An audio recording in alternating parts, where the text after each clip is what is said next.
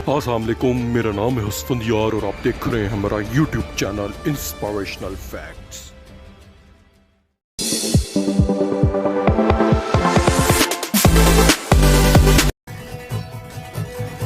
तो नाजरीन, उम्मीद करते हैं आप खैरियत से होंगे। तो आज हम कुरुलुस उस्मान के एपिसोड नंबर 43 के साथ आ गए। तो जिस तरह हमने लास्ट एपिसोड में देखा था कि उस्मान गाजी की वालिदा सलजनना आ जाती हैं और कहती हैं कि उस्मान की मौजूदगी में कोई जिरगा बुलाने की किसी की हिम्मत नहीं, और साथ ही साथ इसके साथ गुंदोज और दमीर जीबे उनका साथ देते हैं और कहते हैं आप आए हैं तो रौनक बरसी, आपने हमारे इस जिरगे को आए हमारे साथ बैठे। अर्तुरुल गाजी साथ ही साथ पीछे से सुन रहे होते हैं कि कौन उनके साथ और कौन कैसी बातें कर रहा है। साउची बे को बहुत गुस्सा चढ़ता है जब दमीर जीबे कहते हैं कि कोई औरत जिरगे में शामिल हो, तो उसके बाद दुंदार भी गुस्से से कहते हैं, लेकिन सलजनना कहती हैं कि जिरगा ही हमेशा ख़वातीन की भी शान रहा है और हाइमा अन्ना ने भी कितना अरसा जिरगा मुंतकिद किया है, इसलिए मुझे जिरगे में रोकने वाला कोई नहीं होता और किसी की हिम्मत है तो मुझे निकाल के दिखा सकता है।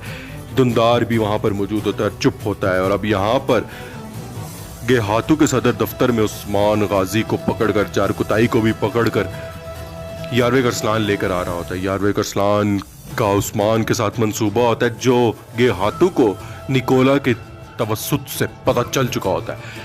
जारकुताई भी होता है, फिर तमाम लोग गेहातू के सदर दफ्तर के सामने पहुंचकर अपने खंजर चाकू देकर उसके बाद वहां से उतरते हैं कि अब आगे जाकर गेहातू को ख़त्म कर दें। अब साथ ही साथ जिरगा मुंतकिद हो जाता है, सलजनना भी जिरगे में बैठ जाती हैं और साथ ही साथ बात की जाती है। जैसे ही दुंदार बात करता है अर्तुरुल गाजी, तो सलजनना कहती हैं कि अर्तुरुल गाजी अल्लाह के हुक्म से हयात हैं और उनकी मौजूदगी में कोई ऐसा जिरगा नहीं होना चाहिए। साथ ही साथ साउचिक भी बोल रहा होता है, लेकिन सलजनना किसी को मौका नहीं देती और बोलती हैं कि हमने जिरगा उस्मान की मौजूदगी के बगैर मुनक़िद किया, ये असूलों के रवायात के खिलाफ है। दूसरे ओताक से हेलिना और गजल खातून भी देख रही थी। कितने में बामसी बे शेरों की तरह अंदर आते और तमाम लोग उठकर बामसी बे का इस्तकबाल करते हैं, और सरदारान का ये भी कहना था कितने बड़े सरदार बामसी बे भी इस जिरगे में मन है नहीं, तो किस तरह से जिरगा बुलाया जा सकता है। फिर सलजनना यहाँ पर मौजूद होती हैं। दुंदार कहता है कि आपकी कमी थी कि आप आ गए, तो दुंदार के जवाब में बामसी कहता है कि मैं आ चुका हूँ, और इतने में बामसी बे के बारे में सुनकर अर्तुरुल गाजी भी खुश हो जाते हैं। हेलिना और गजल परेशान हो जाते हैं कि बामसी आ गया, अब ये जिरगा नहीं होने देगा। फिर उसके बाद सलजनना कहती है कि बामसी बे ये मुझे निकालने की कर रहे थे, लेकिन आप आ गए, आपने बहुत ज़बरदस्त किया। तो उसके बाद बामसी कहते हैं किसी की ज़रूरत नहीं कि हमारी सरदारनी खातून को निकाल सके, किसी में हिम्मत है तो आगे हाथ बढ़ाए। तो अर्तुरुल गाजी बहुत खुश होते हैं क्योंकि दूर से वो खुश रहे होते हैं, कहते हैं बामसी मेरा बामसी। और साउची बे भी मौजूद होते हैं और दोनों की तू मैं होते हैं। और साउची कहते हैं आप बैठे, हम जिरगा मुंतकिद करना चाहते। कहते हैं जिरगा ज़रूर होगा। दुंदार भी कहता है जिरगा ज़रूर होगा, लेकिन बामसी कहता है कि सबसे पहले मुझे ये बताओ कि सलजनना को किसने हाथ लगाने की धमकी दिया, मैं उसके हाथ पांव अभी तोड़ दूंगा। और उसके बाद बामसी शेरों की तरह गुस्सा कर रहा होता है कि दुंदार आप तो बड़े और अक्ल वाले हैं, आपको किसने इजाज़त दी कि अर्तुरुल गाजी की मौजूदगी में आप जिरगा मुंतकिद करें, और वो भी उस्मान की गैर मौजूदगी में। और उसके बाद दुंदार भी जवाब देता है। दूसरी तरफ अब्दुर्रहमान गाजी भी कह रहा था कि आपके शेर आ चुके हैं बामसी और सलजन, तो अर्तुरुल गाजी भी खुश होते हैं। अब जिरगे में काफ़ी गर्मा गर्मी हो चुकी होती है। हेलिना गजल को कहती है कि ये दोनों बहुत ख़तरनाक है, मेरा नहीं ख्याल अब जिरगा मुंतकिद हो चुका होगा, क्योंकि ये बहुत तेज़ी से इस तमाम सरदारान के दिलों में घर बैठे हुए, हमें अब देखना पड़ेगा कि क्या होगा। गजल खातून कहती है चुप, तुम चुप कर जाओ बिल्कुल। और अब यहाँ पर यारवे करसलान सदर दफ्तर के सामने लेकर जा रहा था उस्मान और जारकुताई को। उस्मान शेरों की तरह वहाँ पर गुर्रा रहा होता है, दौड़ रहा होता है कि मुझे किस तरह पकड़ लिया, और साथ ही साथ जारकुताई भी बकवास कर रहा होता है। तो उसके सिपाही उसको रोक रहे होते हैं क्योंकि सिपाही मंगोल उनको मारने की कोशिश करते हैं। तो साथ ही साथ यारवे करसलान कहता है तुम्हारी हिम्मत कैसे कुछ बोलने की, गेहातू तुम्हारा पूरा हिसाब किताब करेगा, तुम्हें फिक्र की बात नहीं। और उसके बाद उसके गले में तलवार रख कर कहता है कि तुम देखना तुम्हारी मौत मेरे हाथों नहीं, गेहातू के हाथों की, अजीम गेहातू जो इन ज़मीनों का मालिक है। उसके बाद उस्मान शेरों की तरह गुर्राता है, कहता है मैं भी देखूंगा कि मुझे यहाँ पर कौन मारता है और गेहातू को मैं कैसे जिंदा छोड़ता हूँ। इस तरह की गुर्राता है, फिर उसको 2 तलवारें रखकर मंगोल सिपाही सदर दफ्तर लेकर जा रहे होते हैं। इतने में फ्लातियुस काई कबीले में आ जाता है। तमाम लोग उस पर लानत मार रहे होते हैं, पत्थर मार रहे होते हैं, लेकिन ये किस तरह अकेला आ गया जानने के लिए देखते रहिए मेरी एपिसोड। फ्लातियुस फिर आ जाता है और यहाँ पर सिपाही उसको पकड़ लेते हैं और कहते हैं तुम अपनी मौत के मुंह में खुद आए फ्लातियुस। सिपाही लोगों को भी पीछे करते हैं क्योंकि लोग उसको मारने की तरफ लपकते हैं, लेकिन उसके बाद फ्लातियुस को पकड़कर जिरगे में अंदर जाने की दरख्वास्त की जाती है।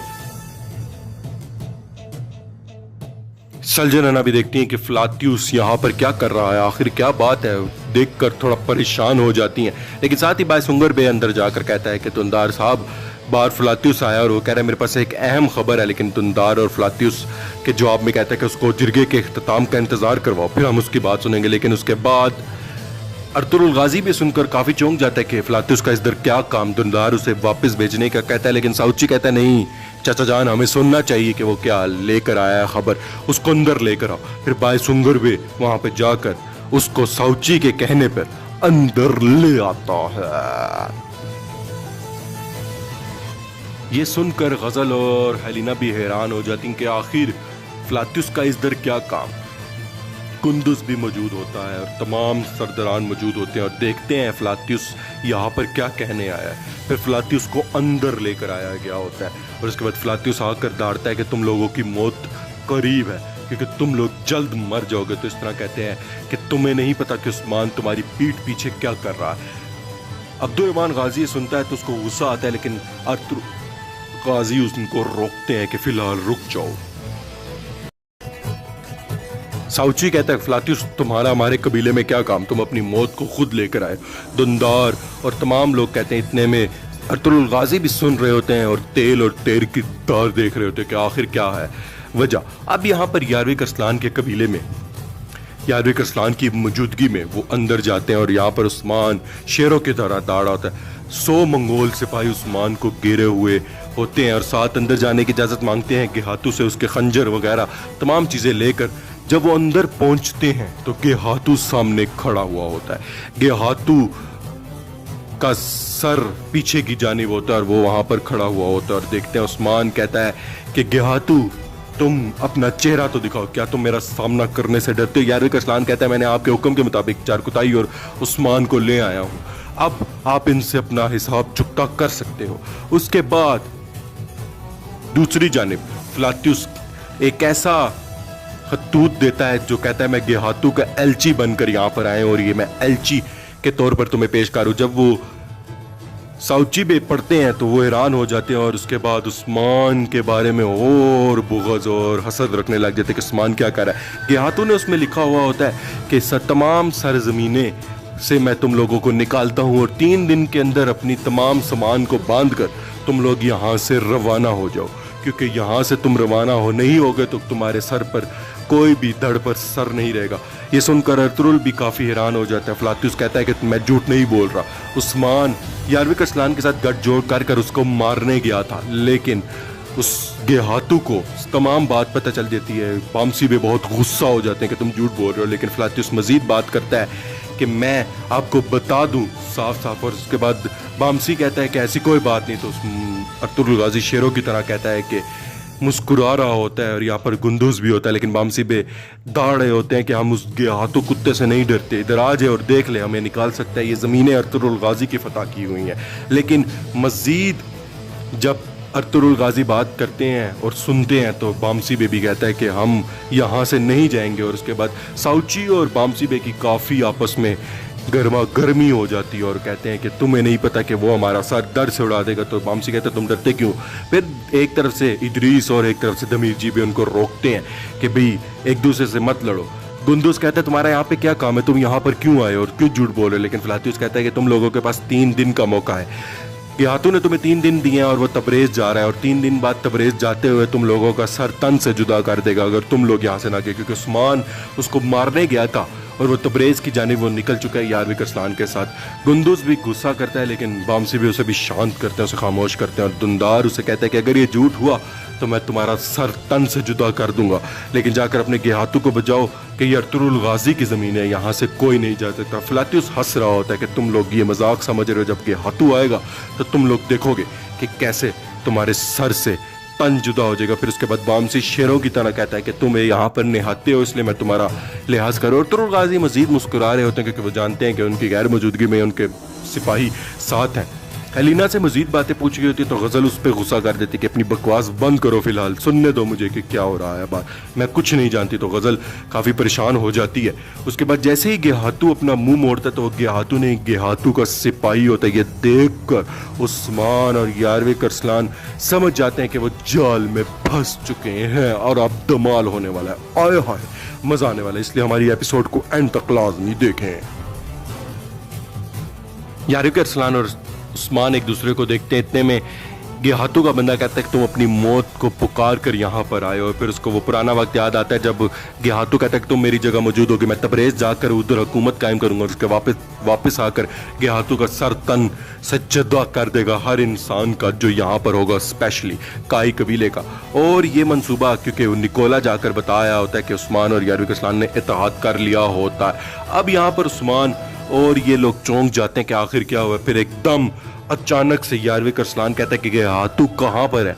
तो उसके बाद उसके जवाब में देता है गेहातू तुम्हारी मौत लेने गया और काई कबीले में भी किसी को नहीं छोड़ा गया। सुनकर उस्मान भी परेशान हो जाता है। फ्लैक्टियस यहाँ पर मौजूद होता है और कहता है मैं दोबारा तुम्हें बता दूं, तुम लोगों के पास 3 दिन है, 3 दिन के अंदर ये सरजमीनें खाली कर दो। और ये तमाम सरजमीनें अब निकोला को गेहातू ने दे दिया। अर्तुरुल गाजी अब्दुर्रहमान गाजी यहाँ पर मौजूद होते हैं और शेरों की तरह होते हैं। और इसके बाद उस्मान का शेर बामसी उसकी उंगलियां मड़ोड़कर उसको एक धमाकेदार थप्पड़ लगाता है कि शेरों की तरह उसका मुंह टूट जाता है और कहता है तुम्हारी हिम्मत कैसे हुई, ये सरजमीनें अर्तुरुल गाजी की हैं। साउची को भी सुकून मिलता है कि बामसी भी ने उसको शेरों की तरह मारा। फिर उसके बाद फ्लातिस वहां से चला जाता है और कहता है अभी तो तुम जा रहे हो अलची के तौर पर आए थे, लेकिन मैं तुम्हें छोड़ूंगा नहीं।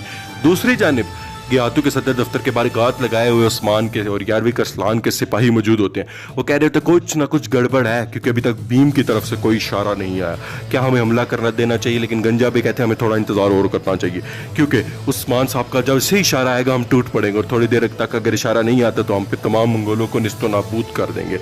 इतने में गेहातू और गोक्तू यहाँ पर मौजूद होते हैं। गोक्तू कहता है कि हमें ध्यान से करना पड़ेगा क्योंकि मंगोल सिपाही ऐन सदर दफ्तर के सामने मौजूद है। पीछे से हम तीर अंदाजों का काम करेंगे। अब उस्मान की रस्सी फौरन से खोल देता और यहाँ पर लड़ाई शुरू हो गई होती है।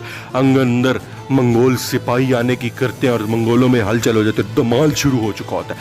आए हाय मजा ही आ गया, उस्मान शेरों की तरह लड़ रहा होता है। दुमरुल और अयाज कहते हैं कि भाई अब हमें लगता है कि पीछे से कोई ना कुछ आगे उस्मान दौड़ रहा होता है शेरों की तरह। फिर वो उछलकर तमाम मंगोल सिपाहियों को पीछे की तरफ धकेलता है। तो उस्मान के सिपाहियों को भी पता चल चुका होता है कि अब शायद कोई मसला, अगर वो फिर पीछे से फौरन से हमला करने की पूरी ताकत से हमला करते हैं। फ्लातियस के जाने के बाद बामसी भी कहते हैं कि सरदार जिरगे का सबसे बड़ा मैं हूँ, इसलिए अर्तुरुल गाजी जब तक ठीक नहीं हो जाते या जान की इमानत हवाले नहीं करते और साथ ही साथ उस्मान जब तक नहीं आ जाता, क्योंकि उस्मान क्या कर रहा है हम नहीं जानते, हम किसी कुत्ते की बातों पर भरोसा नहीं कर सकते, इसलिए जिरगा मुंतकिद नहीं होगा। इसलिए आप तमाम सरदारान यहाँ से जा सकते हैं। और उस्मान का शेर बामसी जिरगा खारिज करवा देता है और कोई जिरगा नहीं होता सरदारी का। साउची बहुत गुस्सा हो जाता है। तमाम लोग फिर आहिस्ता आहिस्ता करके वहाँ से जाने की पूरी कोशिश करते हैं, लेकिन वो फिर तमाम लोग जाकर खैमा खाली कर देते हैं। गुंदुज भी खुश होता है कि आखिर बामसी बे ने आकर सरदारी के जिरगे की रवायात को बचा लिया। अर्तुरुल गाजी ये सुनकर काफ़ी हैरान होता है और अब यहाँ पर लड़ाई जारी हुई होती है। शेरों की तरह लड़ रहे होते हैं उस्मान के सिपाही और यारवे करसलान के सिपाही, क्योंकि बहुत बुरी चाल उस्मान के जानिब से हुई होती है। लेकिन एकदम उस्मान के सिपाही आकर तीर अंदाजों से चारों तरफ से घेर कर तमाम मंगोलों को मारने की पूरी कोशिश करते हैं। कुछ मंगोल मर जाते हैं और कुछ लोग मंगोल बच जाते हैं और फिर अब शेरों की तरह इधर धमाल हो रहा होता है। आए हाय मज़ा ही आ गया। फिर उस्मान शेरों की तरह और ताक के बाहर से निकलता है और फिर उसके बाद तमाम लोगों को हमला करता है। और यहाँ पर उस्मान लड़ा होता है, यारवे करसलान मौजूद होता है, उसके सिपाही होते हैं, उस्मान और उसके सिपाही होते हैं। जारकुताई भी जो मंगोल होता है वो मंगोल छोड़कर मंगोलों से लड़ रहा होता है और शेरों की तरह उस्मान भी तलवारबाजी कर रहा होता है। गंजा बे मौजूद होते हैं और शेरों की तरह सही मायनों में लड़ाई हो रही होती है। अब गोक्तू पर एक मंगोल सिपाही हमला करने वाला होता है कि जारकुताई पीछे से एक नेज़ा मार देता है, जो सुनकर गेहातू का जो कुत्ता होता है उसको देखकर बहुत होता है कि आखिर जरकुताई कहता है कि मेरा पेटी भाई है ये, मैं इसको कैसे मरने दे सकता हूँ। फिर उस्मान और तमाम मंगोलों को मारकर अल्लाह का शुक्र अदा करते हैं। फिर यारविक अरसलान भी मौजूद होता है। तमाम सिपाही कहते हैं कि हमने तमाम मंगोलों को मार दिया।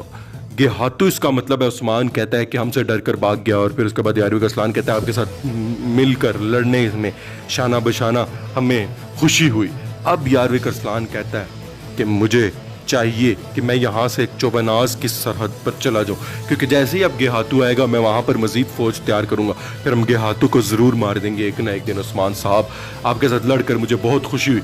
उस्मान कहते हैं मुझे भी बहुत खुशी हुई कि तुम ये राह रास्त पर आ गए, तुम्हें असल हक का रास्ता पता चल चुका, तुम्हें अल्लाह महफूज रखे और तुम जाओ। और जैसे ही तबरेज़ से कोई भी हुकूमत का पता चले तो हम गेहातू पर हमला कर देंगे, क्योंकि गेहातू का मारना यहाँ पर ज़रूरी है। और फिर हंस कर और मुस्कुरा कर कहता है कि ए वल्लाह उस्मान साहब यारविक अरसलान मैं ज़रूर करूँगा। और फिर उसके बाद अब और ताक के बाहर तमाम लोग मौजूद होते हैं, पूछ रहे होते हैं कि फ्लातियुस यहाँ पर क्यों आया।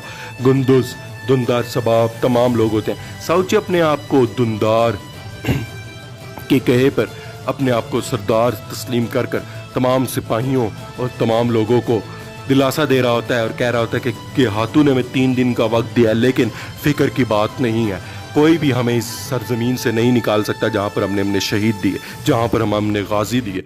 बामसी देख रहा होता है कि साउची कैसे दौड़ा होता है जैसे वो एक सरदार है, अपने आप को सरदार तस्लीम कर चुका होता है ये साउची, लेकिन असल में वो सिर्फ सिपा सलार होता है और शेरों की तरह अर्तुल गाजी की तरह तकरीर कर रहा होता है कि कोई भी हमें यहाँ से नहीं निकाल सकता, इसलिए फ़िक्र की बात नहीं है, तुम लोग जाओ अपने कामों पर। और हेलिना भी यहाँ पर मौजूद होती है और फ़ख्र से देख रही होती है अपने शोहर को कि आखिर उन्होंने अपना मर्तबा हासिल कर ही लिया। और फिर साउची मजीद कहते हैं कि उस्मान जब आएगा तो मैं उसको सज़ा दूंगा, उसको मैं जेल में डाल दूंगा, क्योंकि उसकी वजह से हमारे पर मुसीबतें आ रही हैं और मैं उस्मान को नहीं छोड़ूंगा। बेशक वो मेरा छोटा भाई है, लेकिन जब उस्मान आएगा तो देखेंगे कि मैं उसके साथ क्या करूंगा। तो बामसी भी कुछ नहीं कहते, लेकिन अपनी पगड़ी उतार कर काफ़ी गुस्सा होते हैं कि ये किस किस्म की मनहूस बातें कर रहे हैं अपनी मनहूस शक्ल के साथ। और फिर उसके बाद मज़ीद गुस्सा होते हैं तमाम सिपाही भी कि ये उस्मान के बारे में गलत बातें कर रहा है, लेकिन फिर भी वो कहता है कि अल्लाह अकबर के नारे लगवाता है तमाम के तमाम सिपाहियों और लोगों से और कहा जाता है कि मैं यहाँ पे मौजूद हूँ, कोई भी कुछ नहीं कर सकता, सरदार मैं हूँगा, तुम्हें फ़िक्र की ज़रूरत नहीं। फ्लातियुस यहाँ पर मौजूद होता है, हेलिना को देख रहा होता है, हेलिना उसको इग्नोर करती है लेकिन वो उसको देख रहा होता है। फिर फ्लातियुस वहाँ से चला जाता है, लोग उस पर लानते करते हैं, लेकिन वो फिर वहाँ से चला जाता है एलची के तौर पर आएगा। सलजनना ये तमाम चीज़ें देख के बाला खातून भी देखकर यहाँ से फ़ौरन चली जाती है और फिक्र कर रही होती है कि उस्मान कहाँ पर है, कबीले की जिम्मेदारी उन्होंने ली हुई थी, आखिरकार उस्मान कहाँ पर। फिर तमाम लोग देखते हैं कि साउची भी वहाँ से चला जाता है और अल्लाह अकबर के नारे लगा करके ये कबीला मेरा है। तो नाजरीन ये थी हमारी आज के एपिसोड नंबर 43। उम्मीद करते हैं आज के एपिसोड आपको बहुत अच्छी लगी होगी। अगर अभी तक आपने हमारा चैनल सब्सक्राइब नहीं किया तो काइंडली इसको सब्सक्राइब कर लीजिएगा, घंटी के बटन को लाजमी प्रेस कर लीजिएगा ताकि हमारी हर आने वाली वीडियो आप तक लाजमी पहुंच सके। अगर अभी तक आपने हमारे कुरुलुस उस्मान सीज़न नंबर 2 की तमाम एपिसोड्स नहीं देखे तो भी आप जाएं और फ़ौरन देखें, आपको हमारी एपिसोड्स भी वहां पर मिल जाएंगे। कुरुलुस उस्मान सीज़न नंबर 3 में क्या होने वाला है, कब आएगा, इसकी कास्ट क्या होगी, इसकी डिटेल वीडियो इंशाल्लाह हम बहुत जल्द अपने चैनल पर अपलोड करेंगे। साथ ही साथ चैनल पर कोई और कंटेंट भी अगर आप को पसंद है तो हम वो भी साथ साथ शुरू करेंगे। कुरुलुस उस्मान सीज़न की एपिसोड तो साथ साथ चलती रहेंगी, लेकिन साथ साथ कुछ और भी ज़िंदगी के मराइल और इंस्पिरेशंस की भी हम सोच रहे हैं, इसलिए सजेशन करें और कमेंट कर कर अपना सजेशन लाजमी दें, मोहब्बत भरा लाइक दें, दोस्तों के साथ शेयर करें और वीडियो को एंड तक लाजमी देखा करें। ये हमारी रिक्वेस्ट है कि वीडियो को एंड तक लाजमी देखा करें और चैनल को ज़रूर सब्सक्राइब करें। अपने होस्ट असफन यार को अगली वीडियो तक के लिए दे इजाज़त। कुरुलुस उस्मान की तमाम एपिसोड्स हमारे चैनल पर मौजूद, लिंक डिस्क्रिप्शन पर मौजूद। अल्लाह हाफिज़।